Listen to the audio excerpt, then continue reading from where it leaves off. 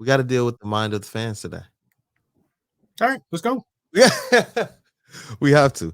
I listen. They aren't happy, and I get it. I get it, rightfully so. But I figured we would do sort of a not necessarily a mailbag, but I told people, look, these comments, we got to talk about them. We got to. Let's go. Let's go. So yeah, I'm let's all for definitely it. do it. And Jeff said he's already ready for the jokes.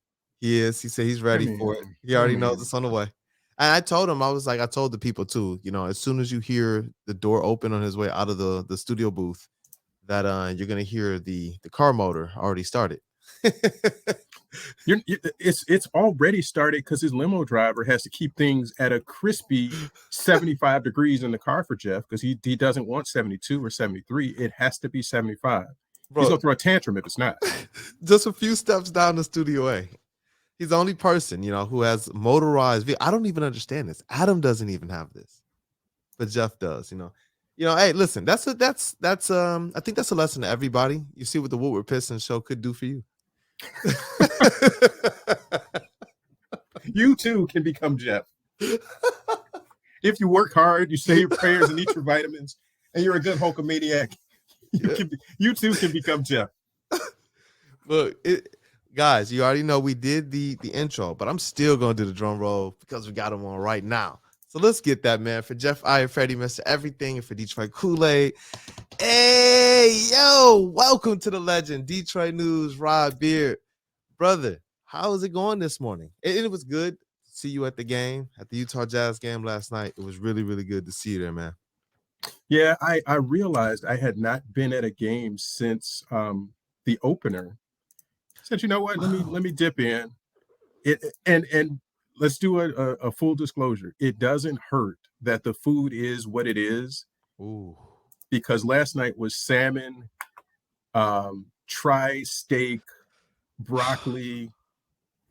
Hey man, they don't play with their I feel like you meals. undersold it. You know what? You bigged it up. You told me, you like, bro, make sure you get there, make sure you get the food, check out that spread.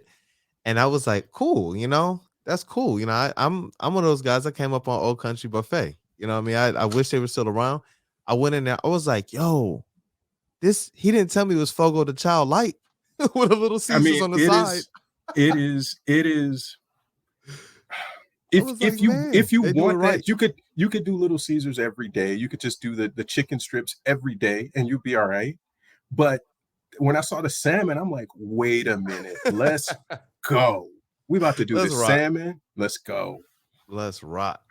Let's rock. And then we had the game to watch. Look, it was some good, it was some bad. I believe the rookies, they did phenomenal. They put up some great stat lines last night, but the Detroit Pistons, they fell to the Utah Jazz, 126 to 111. And Mhm. the thing that was on everybody's mind was defense. Lauri Markkanen, man, he got away for 9 to 13 on threes, 38 points. Lauri Markkanen. So I get where people's heads are at. On the other side, Jaden Ivey put up 30 points on an efficient 10 of 14, showing this trend, and I'm hoping it continues, that not only can he be that guy, but that he can do it efficiently. There were a lot of questions that we wondered and pondered during the preseason and during the summer, and Jeff continued to ask and continued to ask, what does Jaden Ivey asked to do? I think he's proven he can play make pretty well. He's proven he can score one-on-one. He's proven he can get to the basket. He's proven he can get to the free throw line and such. I want to see more of it as like that alpha and not a guy kind of regressed. And then Jalen Duren, 15 points and 14 big rebounds. He just All continues day, this trend, man, all day. all day. I was happy to see only 3 fouls in 30 minutes because he had shown an alarming trend over the last 5 to 7 games. With those 7 to 8 extra minutes while starting, he almost doubled his fouls. Mhm. So it was good to see him kind of have that kind of in control, because the Utah Jazz, they were really trying to beat the Pistons up in the middle. And Rod, this is where I'm going to throw it over to you. Just, a lot of fans are upset with the defense, and I will read off a couple of these tweets here. But what is your takeaway with the defense? And Casey was visibly upset too. He said they're learning. But what's your takeaway from the Pistons defense so far? And anything you can give to any observers? You have to be connected to be good at defense. if you're not connected and communicating, and you understand when somebody's penetrating, or when the offense is doing something, what your role is on that defense, somebody's got to communicate that to you. And with a bunch of young guys, that's not easy. You're not going to see everybody pull that off. Um, so I think that's the biggest thing, is that what Casey said is right, is that you're learning. And just because you get it right for a game or two doesn't mean the next day you're going to do the same thing. It's a progressive sort of thing, that you learn good habits. And he talks about good habits all the time, but you got to be patient with stuff. This stuff just isn't going to just flip and just be different the next day. And look at the Lions, and it's this is where we are. That I'm using the Lions as an example, is that let's rock, boy. One they pride. were 1-6 and looked terrible, but then they Fire the started doing coach, get rid of everybody. The defense sucks. Injuries, that people didn't care about what injuries were going on. right. And it is, missing Cade in this situation is like missing Goff, or missing Jamal Williams, who's scoring all these touchdowns. It's such a key piece of what they're doing that you can't take anything from this. The Rams were the Rams, but now you take away Stafford from what they were last year, and they're just not going to look good. He didn't look good in the beginning of the year, but it's still the same sort of thing. And so I'm trying to get things that people can relate to and understand that it's not, you're not going to wake up one morning and this team is just going to start knocking off Utah, who's playing very well. Yes, you want to be frustrated at Markkanen getting 9 threes and being open as much as he was, but it's the connectivity. You've got to be able to play with dudes. And I'll use this last example. This is one I always use. Lifetime Fitness, where whatever pickup spot you're playing at, you got 5 dudes who have never played with each other or don't really know what they're doing defensively. Like you're going to give up layups. You're going to do. And so these young guys, they played more than anybody at Lifetime, but still, you're going to have those gaps and those lapses where a consistent offensive team is going to be able to pick you apart sometimes.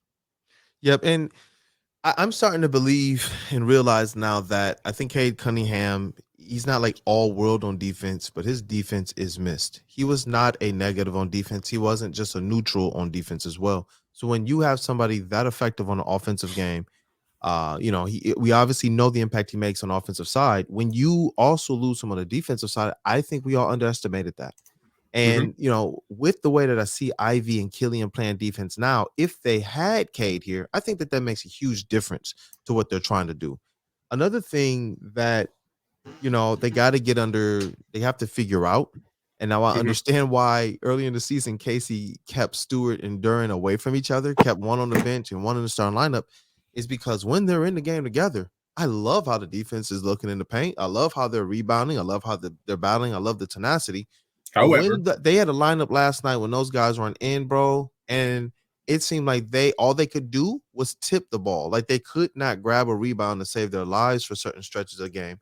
And that's where they lost Lauri Markkanen. I was saving that tidbit because it's not like Lauri was out there saucing people. How many times do we see a shot go up, get missed? The Pistons are battling for a rebound, and they're just too small, or they're not using their body to get it necessarily.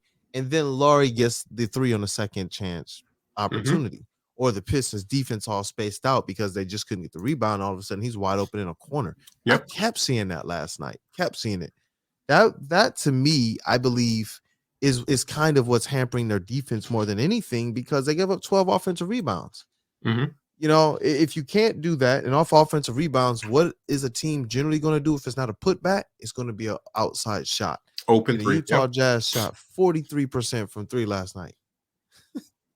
43.5%. Those are all connected. Those are not winning numbers. Not at all. Look, I got to shout out this guy. I told him we would talk about it. He decided on a post where the quote of the night was from Jaden Ivey, having some good things to say about Jalen Duren. He said he brings a dominance on both ends of the court. He decides his name is Pay Ben Johnson to stay. I agree with that. Shout out to Ben Johnson, the Lions offensive coordinator, man. Wow. Give him whatever he needs.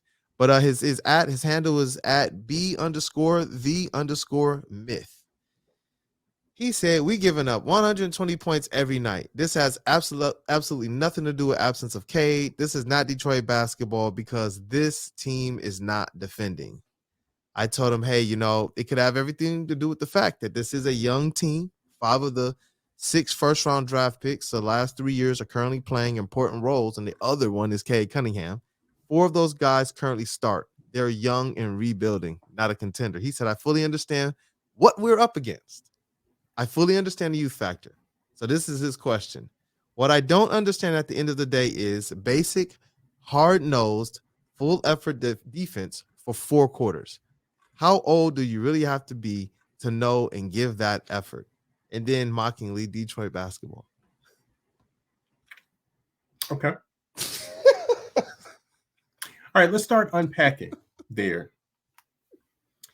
120 Professor Rod is at the table. 120 points a night, not winning basketball. Are all of these playoff teams or teams that are in playoff position right now, except for Charlotte, and that was an OT game. Mm-hmm. Lakers are not. Charlotte is not. But yeah, all of those teams that he's talking about are teams that are in playoff position. And I want to say overall in the league that scoring is up. I don't have the stat to back that, but I thought I heard that is that overall league scoring is up. And playing defense for 48 minutes, nobody does that. The bad boys didn't do that. Not 48 minutes of hard D and not, you're not, that's not going to happen. Yes, I don't want to be an apologist and I don't want to sound like an apologist. Yeah. But from a young team to ask that multiple nights is asking a lot. And people don't get that. And here's the other thing too, that Casey always said, and I believe this too, is that when you play well on offense, it translates to your defense. So when you're scoring a lot, when you're doing things well, it's going to make you play defense a little bit harder because you want to get back on that offensive end. So is Cade helping you do that offensively? Absolutely. When you're on a roll or on a run, do you play defense a little bit harder? Absolutely. So yeah, I'm sitting here now trying to get the NBA defensive average. I just saw here the Pistons are actually 13th in scoring offense in the NBA. And I wanted to just bring up the scoring offenses just to see what teams are scoring. And let me see here. The top teams are scoring at about between 115 and 118 points per game. Mm-hmm. Now, defensively, obviously, it has not been kind. The Pistons are effectively tied for dead last in. Let me see here. Actually, let me see the defensive ratings for the teams. Just want to make sure I'm not looking at anything. And not sugarcoating second to last. Bit. Not sugarcoating it one bit. That they are horrific defensively. Yeah. Yep. And it's really, for me, more or less the reasons why. In the argument and everything, the debate, I continue to make the notion that this team is learning. They are learning. This is a young team. And realistically, this is where I wanted to kind of pick your brain and get some perspective from you, because you've seen several attempts at this team trying to rebuild. This is the most different and unique rebuild I have ever seen from the Detroit Pistons since I've been able to keenly look at this team as a young child. I feel like the bad boys and the way they were put together, I couldn't see that. I couldn't recollect that. I came around like on the tail end of them being legends, Mm-hmm. But this team is being put together in a much different way. And I don't think Detroit fans know realistically how to assess that. In the past, after a few years, you could expect that a Detroit Pistons team was going to at least be challenging for a playoff spot if you said that they're rebuilding. And that was the old way. They come in, and we saw it under SVG, and then we saw it underneath Dwayne Casey. A few years of your first year, make the playoffs, rebuild on the fly, win now. That's been this mandate for how many years, for how many decades, right? Now you have a guy who's come in, tore it all down to the studs. And I saw these quotes just the other day from Omari Sankofa, Detroit Free Press, where Troy Weaver talked about it. Listen, Ed and these guys and his team, they reworked the books before I came in. And when I came in, there was still more work to be done as related to player personnel, which is his job as a general manager. And he said, coming into the season, after a few years of doing that, we finally now have hit ground zero. Mm-hmm. Do fans understand and give any credence to how bad things were and the fact that we're no longer building on the backs of veteran players anymore? It's now on the backs of rookies, bro. It's on the backs of first and second year and third year players now. And that's something completely different than we've seen. We all stated, hey, you know what? We're gonna support this winner. We're gonna support the true tear down to the studs. And we're gonna support this if we do it the way that the process was done and such. And I honestly believe we're having greater success at this point in time than the process was early on. It felt like Philly was losing for a very, very, very long time, man. For a very long time. So just from your perspective on it, man, like what are you seeing as it relates to this rebuild compared to the ones that you covered? And if that matters, you know what I mean? It matters, and I think Troy is right in that. Is when you look at the that Stefanski era team, those last couple of years with Stan, the talent, the ceiling on those teams was, I think they kind of reached that ceiling. Most of those players were what they were. Reggie, the 1 year was the pick and roll guy. Dre was the rebounding, but he was also the big that kind of did that. They kind of reached where they were going to, and that's the apex of their careers for most of those guys, somewhere in that last couple of years of Stan, or maybe first year of Dwayne. You didn't have a ton of depth on those teams, not a ton. When you look at this team, it's exactly what you said. It is, you're relying on, it's one thing to say Blake or Reggie or Dre is going to be your go-to guy. Those were vets that have been in the league 5, 6, 7 years already at that point. All-star games, all NBAs for some of those guys, Dre and Blake. Right. So now you're saying a third-year guy like Sadiq or Isaiah, they're going to play a ton of minutes, and you need them to be that guy. And who are they learning from right now? Who's the vet on this team that's carrying the flag? It's like Bojan. That's the only guy that's in that starting group that you say is really, and he just got here.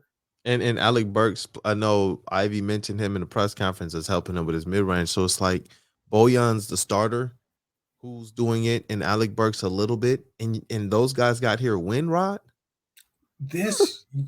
And Bojan got here essentially during training camp. Just got here. Alec Burks just started playing, 3 weeks ago, 4 weeks ago? So some of that stuff happens on the court, and you can only look at it and see in the midst of what you're doing. When you come back to the bench and I got on street clothes, I can't just pull you to the side and talk to you and say, this is what's going on. When we're in a timeout or something else, I can say something there. But I don't want to say people have unrealistic views, but people have unrealistic views and stuff. This stuff isn't just add water and stuff is just going to happen. It takes years of kind of figuring it out. And the difference here is that you're asking people to take on new roles. You're asking Sadiq now to be a bench spark plug to come in. You're asking Stewart to switch positions and do something else. You're asking Ivy to come in and learn the speed and the pace and the everything of the NBA and be good at it immediately. The dude put up 30. Yep. Are we crying about that? And so defense is what we want to say is the biggest deal. It's just let these guys grow and look at Duren and say, that dude put up 15 and 14. And he looks where he was at the beginning of the year and where he is now. No question. Market difference. But you know what they said? We're putting the chips in the middle of the table and we're just going to ride this dude and help him grow. And the quicker he grows, the better we're going to be. And that's our future starting center. Yeah. And did they have to trade into the top 5 to get their starting center? No. They would have. They said Right. that, but But they didn't. so look at the drafts, look at the players, and if you want to say the pieces don't fit, I can listen to that. I'm going to tell you it's way too early to make that type of kind of Mm-hmm. global statement. If you want to say the pieces don't fit, cool. But it's really 3 years with this group, and it's Yep. way too early 3 years to with saying this that it. group, and really, honestly, what the second year? The second year, That's, because I mean, Dwayne Casey's first year. I know Casey, Troy Weaver, Killian Hayes, Sadiq Bey, Isaiah Stewart. That was year one, but they had what, Blake here? mhm, Yeah. So when they cleared Blake, that's when I say when they cleared Blake and they got Cade Cunningham. That to me is when they finally said, you know what, let's do a rebuild. Not when Troy Weaver first got here. I know that they were turning some things over, but not until not until Troy Weaver absolutely was able to hit that nuke button was mhm. this team in a position to really state we're a young team, we are rebuilding, we are restoring, we are going to do this thing this way. So it's so fresh. Even Casey was brought here to win. And then quickly in the middle of that tenure, it was what? You see what I'm saying? Hey, now you have a young team. Now I need you to be able to help these guys develop. Now I need you to be, hey, how you doing? Hey, we got Gabby Phillips in the building.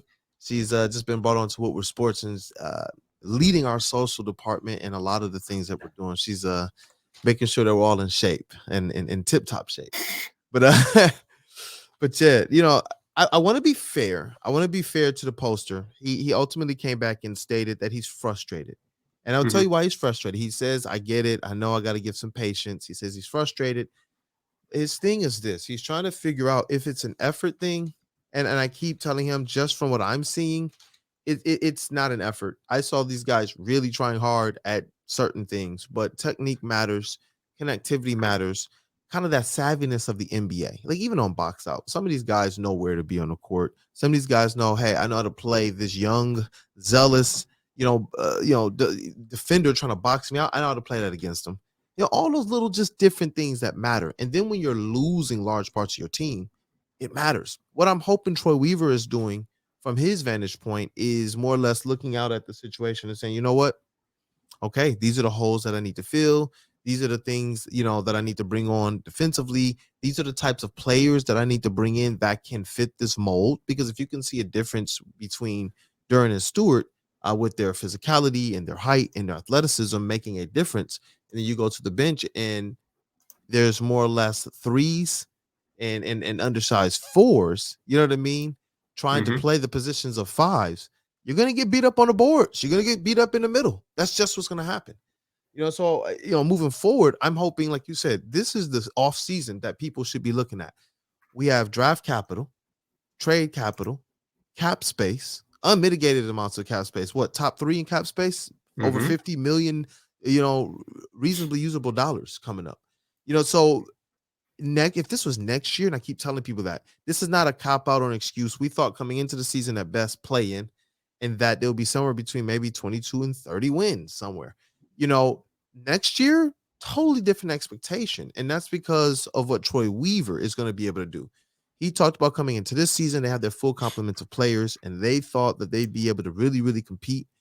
And if a few injuries could affect that, then coming into next season, I believe he's going to make sure that those things are, better reinforced. More draft picks, obviously more players are coming in here. And next year's year that I want to see this team really, really, really, really go out there and put some of these types of questions to bed, because it's not an effort thing. You see these guys out there playing. Do you see a lack of effort? I mean, No, it's from your it's vantage it's point? it's not lack of effort. I think it's just um you're learning something. Some people can do calculus and sit down and just do it. And some people it takes a little bit more time and they need a tutor and they need some other stuff. And I think defense is that way, but more so it's that group project that everybody has to do their part in, because if one person turns their stuff in late or doesn't do their part, then the whole group fails. And I think defensively that's what it is that different parts, you have a breakdown on the perimeter. um, you let guys get 2 feet in the paint and they just get easy scores on that, or you're just a little lazy and rotating back and you don't understand the scheme that you're in. It could be 100 things, but I like the point about this year doesn't matter as much as people want to, because it's the present. They need to worry about something, but this year is not the year. Come back with Cade next year. Ivy has another year under his belt. You get presumably another good draft pick, and you got some free agency. Because again, who had Boyan being their leading scorer right now? I don't think anybody had that last year or in the summer. Mm-hmm. So this thing is you're finding the pieces along the way, and you're making the adjustments as you need to do. Yeah, I like that. And defensively, when I look and I zoom in at the players that matter, as it relates to like the young players, because they all matter, but the young players who we believe are going to be the core in here for a long time, Jaden Ivey is the one who's actually really, really impressed me. I wanted to be able to give him some time because during the, our offseason, Jeff, he really coined that term or really drove that term home. What has Jaden Ivey or any of these players been asked to do? We had, there were major questions about Jaden Ivey playmaking, and I believe he's completely answering those questions. There were questions about his ability with his speed and athleticism, be able to really vault him to free throws and to the rim and such. But we wondered and pondered about his defense. Nobody quite knew what he was going to be defensively. And I did this breakdown between he and Benedict Mathurin, where obviously Mathurin has the scoring advantage, or had it for now, for a little bit. Over the last 10 games, though, Jaden Ivey has a decided advantage in a lot of different stats. And over the course of the season, two of the biggest advantages that Ivy actually has displayed over Benedict Mathurin has been assists, where he's averaging about 2.5 more assists per game. And the assist rate, 20% plus assist rate. It's actually gone up since this article I did on it. 20% assist rate for Jaden Ivey compared to 8.7 for Benedict Mathurin. Killian Hayes, by the way, like 32% assist rate. That boy gets after it. But the biggest thing that I loved, defense. Ivy leads in these current categories and others over Benedict Mathurin. It's on the defensive side: defensive rebounding, total rebounds, steals percentage, and blocks percentage. The amount of steals and blocks that this person is contributing to their team when they're on the court. And it was just awesome to see that in all of these different facets of the game, people are so fixated on scoring and so fixated on players that maybe aren't the core, that when you zoom into the core and you look at what the rookies are doing, Jaden Ivey and Jalen Duren, that should excite you. Without Cade Cunningham, Jaden Ivey has shown he could be the number one guy. One of our biggest things coming into the season was saying this: Jaden Ivey's going to have an easy time because, he gets to just kind of learn at his own pace, and because he has Cade here to take the pressure off of him. And, exactly. We don't have to care if he can score. He has a whole. Jaden Ivey was like, but I can do that too. And that's what I love about this. Instead of getting excited about that, I get it rightfully. Piston fans, I told them, shame on you guys for not understanding that in this comparison between Mathurin and Ivy, you should be looking at the playmaking and the defense and elevating that just as much as you would look at the scoring. You have to look at it that way. So I can't shade Piston fans too much for being mad at the team's overall defense. But look at the core of this team. Look at what some of these guys are doing. Look at the uptick that we're getting out of Killian Hayes and that. They just need more guys. They just need more personnel, and they need to learn. They just need to get better. That's what it is. My takeaway, at least. Right? Is there anything else you wanted to touch on with these Detroit Pistons, man? So think about it this way too. Coming into this year, the thinking was that Sadiq would be one of the key contributors. Now let's refashion that. If he ends up being a second unit guy, when this all is said and done, if he ends up being a second unit guy and you figured that out this year, you know what? You're winning at that point, because now that guy's coming off the bench and he might average 17 off the bench, something like that. Yep. If Bogey ends up being your guy, that's not something you had on the checklist this year, but he's shown that he can do that. If you figure out that Jalen Duren is 19 and he's double-doubling, because that was one of the props that we said this year too, is there anybody who can get a double-double? And we said, maybe Duren, but the scoring is going to be the question. The rebounding isn't, but the scoring is. You're starting to see, and where is he now? He's showing some flashes, is he near double-double? for the season, where is he? 7-2 and 8-2. So he's inching up there. So if you're unearthing these things, and we did say this was the year that we had to separate things out and figure out who was who Yep. and what they could do and whether they were going to be moving forward or not. So you kind of see that with Stewart, you see it with Bagley, you see it with Duran, you see it with Ivy. We kind of know what that is. We've seen it with Boyan. So all of this is about sorting these things out.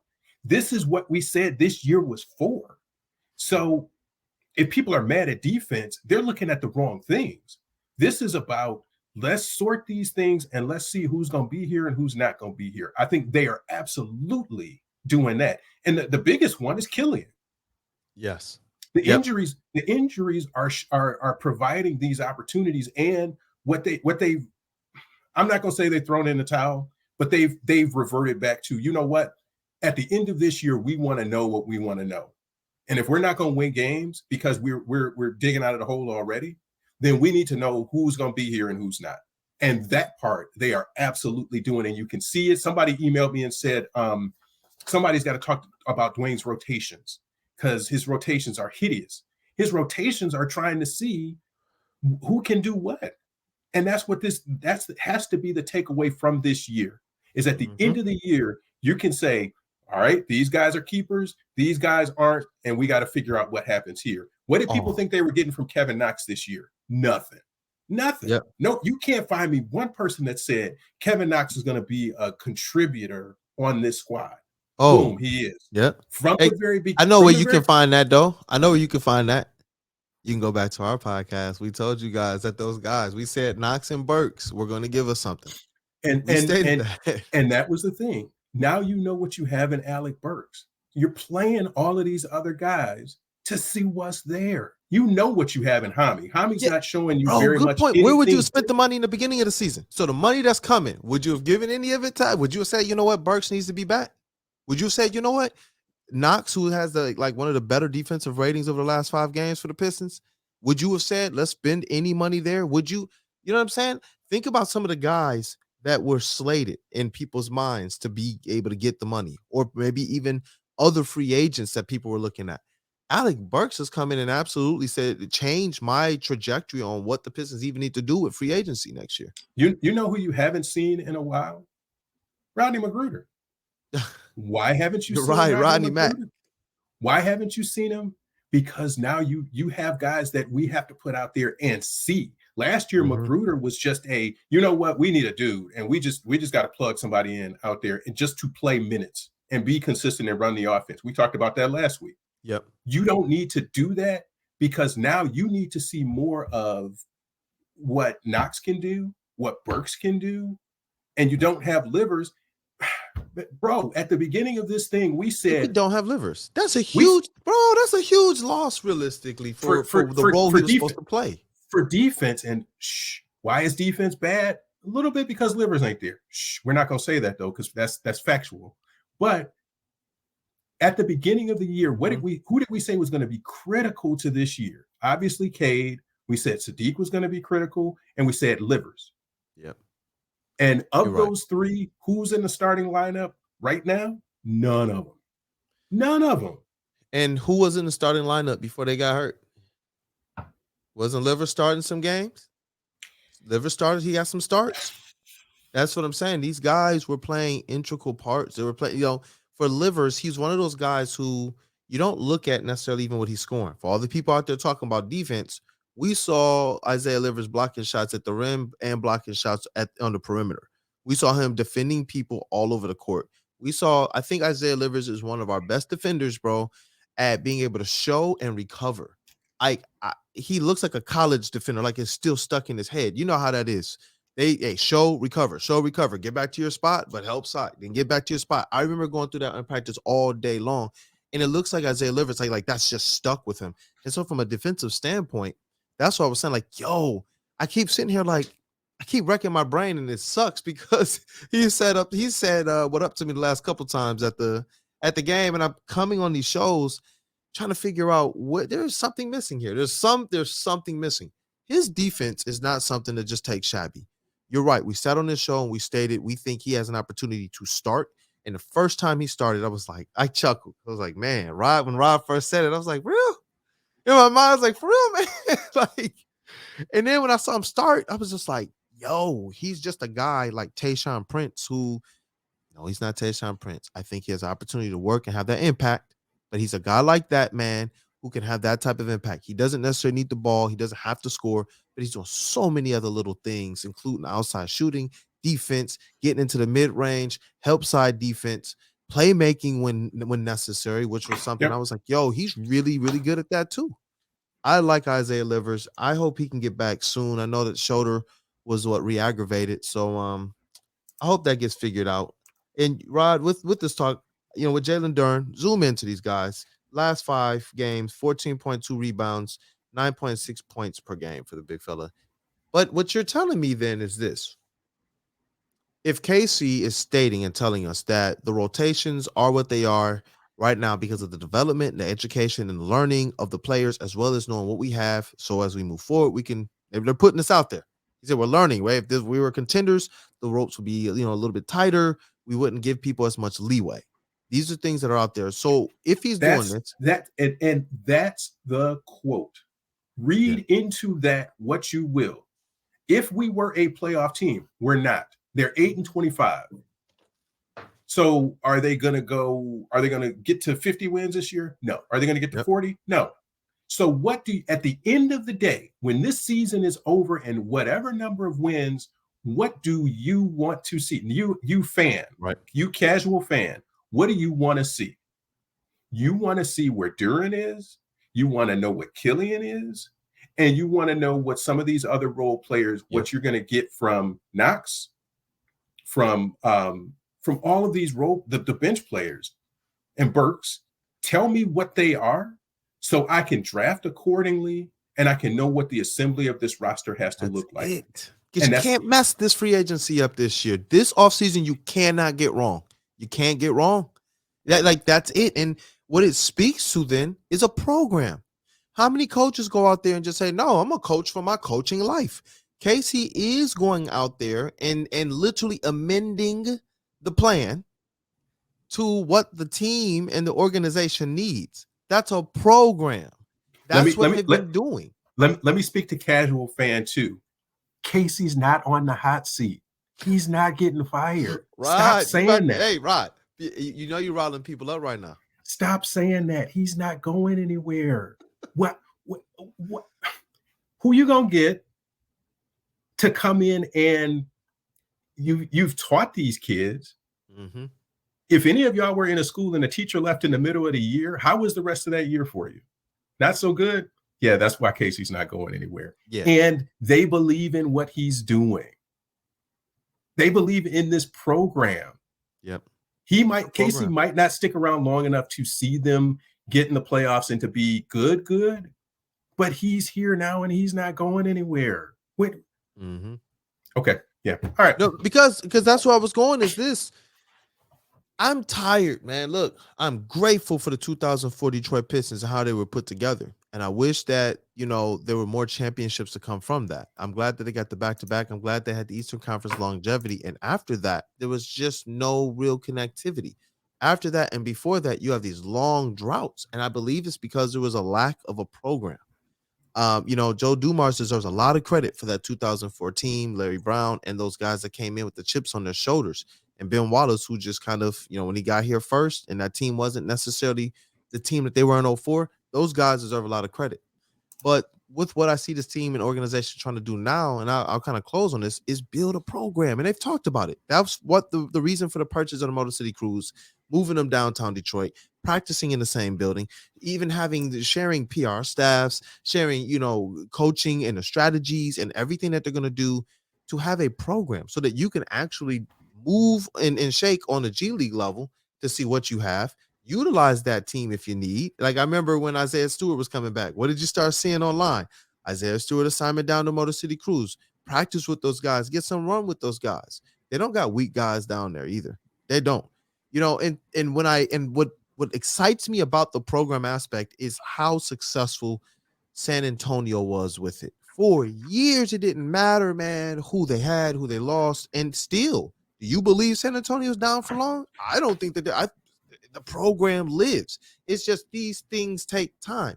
Whoever gets worried when San Antonio's down, people just give it to them. Oh, it's a program. They'll be back. Oh, they know what they're doing over there. That'll happen. The Pistons are finally getting people who are focused on giving that to us. But the foundation was so bad, bro, so bad. And we've never done anything like this going back at least 30 years. The 04 Pistons were not put together this way. And we just don't know what to expect. I see a program. It looks to me like a college team. It feels like the college family. And with this set of players, I think that they're going to have success with it. I really do. And at worst, what are you going to have out of this? Depth, because Sadiq might be coming off the bench in this when this thing is finally all said and done. He was the fourth best on a good team. What if he's coming off the bench and he continues to develop? You will have a team that has pieces. What if Marvin Bagley's coming off your bench when you're really good? And if not him, what if it's Stewart? Yeah, okay. So what we said. We said if these guys, if Troy understands how to be able to speak to these guys and they get it. The one thing about Sadiq Bey coming from Nova and having the years in the college that he did, he's going to understand team. He's going to understand the concepts. He's been in a position of leadership where he's had to make tough sacrifices, where he's had to go out and be the example, where he's had to go out there and show what it is on the court. I get the leadership qualities that I get from him. I don't know, people are probably going to be like, oh, whatever. But the leadership qualities I get from him, and I'm hoping he develops more and more and more of those qualities. It's kind of like Chauncey Billups, man. He just has that demeanor. He kind of carries himself that way. He works that way. And I'm hoping that as it relates to his success, that he's able to, like Chauncey Billups, block out the noise over these development years. Because how long did it take Chauncey Billups to become Mr. Big Shot? How long did it take Chauncey Billups to become the Detroit Pistons legend? There's a whole lot of years before that a lot of teams said, we don't know what he is. We don't know what position he can play, whatever to him. Even if he did put up some stats, wasn't Chauncey Billups one of those guys who every now and then over his first 6 years was putting up some gaudy stats?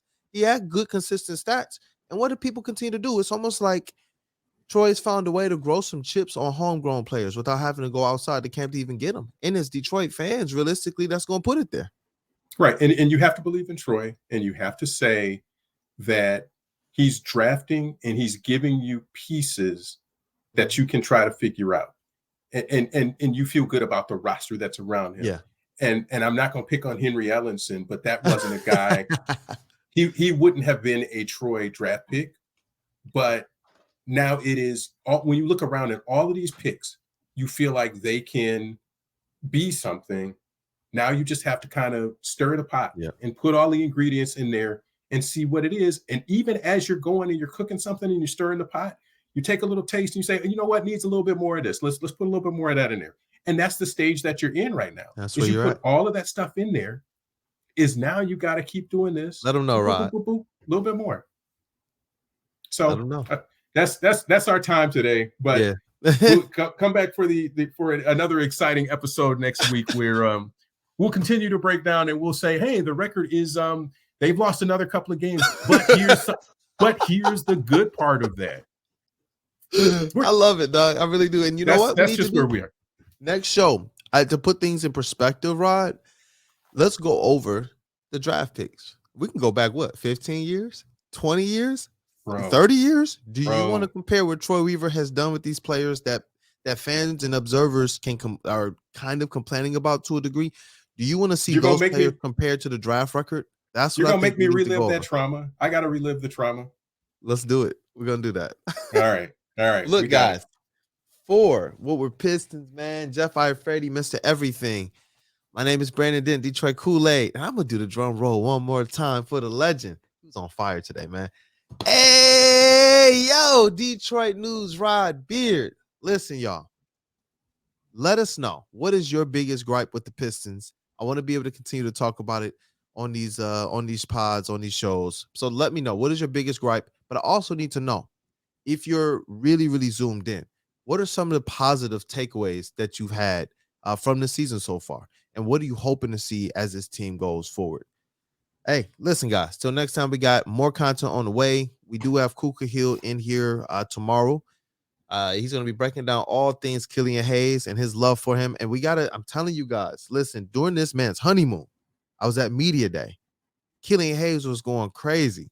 And we were tweeting it out there, and he was just like going all in. I was like, bro, take a break. But you got to understand, it's Killian Hayes. It's Kuka Hill. You're not going to want to miss it. It's going to be an awesome time tomorrow. But look, guys, till next time, hopefully the Pistons start to fare better defensively. But if not, don't lose your hair over it. You know what I'm saying? I've already done that, guys.